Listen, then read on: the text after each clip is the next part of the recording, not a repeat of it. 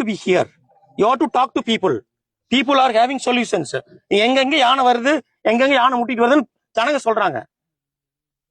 நீங்க வந்த பின்னால ஜனங்க உங்களோட தமிழ்ல பேச முடியலன்னு சொல்றாங்க. Arrange interpreter. யாராவது ஒருத்தர் படிச்ச பையன் இருப்பான், அங்க வந்து வேலைக்கு எல்லாம் எம்ஃபில் படிச்சவன்லாம் வந்து காடா வேலைக்கு சேர்ந்திருக்கான். ஒருத்தர் போய் பேசுங்க, லாங்குவேஜ் ஒரு பெரிய பிரச்சனை இல்லை, ஜனங்கிட்ட பேச வேண்டியதானே. Why don't you talk to people? These are all the problems.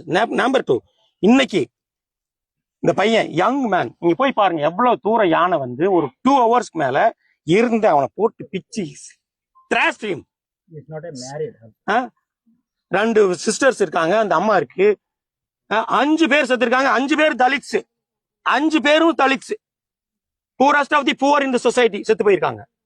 Forest department வர்றது, throwing the money at the face of the people is not managing the forest. Without நாங்க இப்ப ஃபாரஸ்ட் எங்களுக்கு தான், நாங்க இல்லாம இந்த ஃபாரஸ்ட டிஎஃப்ஓ மேனேஜ் பண்ண முடியாது, இந்த கார்டு வாட்சர் மேனேஜ் பண்ண முடியாது.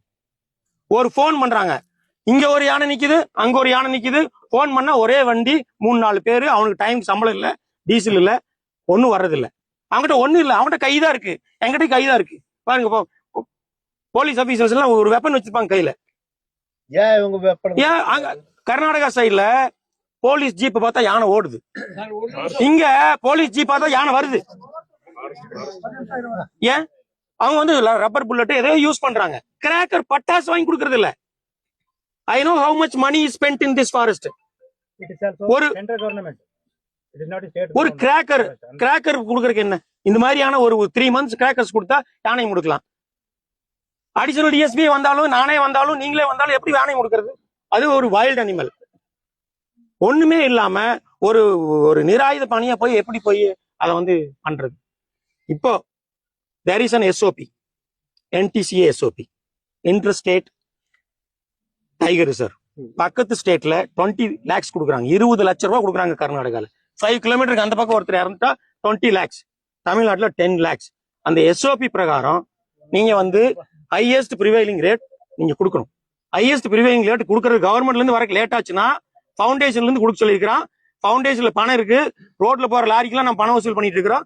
ஃபவுண்டேஷன்ல இருந்து இந்த பையனுக்கு 20 லட்சம் ரூபாய் கொடுங்க, அந்த family 20 lakhs as per SOP. நான் வந்து இமேஜினரி டிமாண்ட் கிடையாது, அது கொடுங்க. நம்பர் 2, வாங்க ஒரு நிமிஷம், 20 லட்ச ரூபாய் கொடுக்கணும். 2வது, உடனடியா அங்க யானை வராத நீங்க நடவடிக்கை எடுக்கணும்.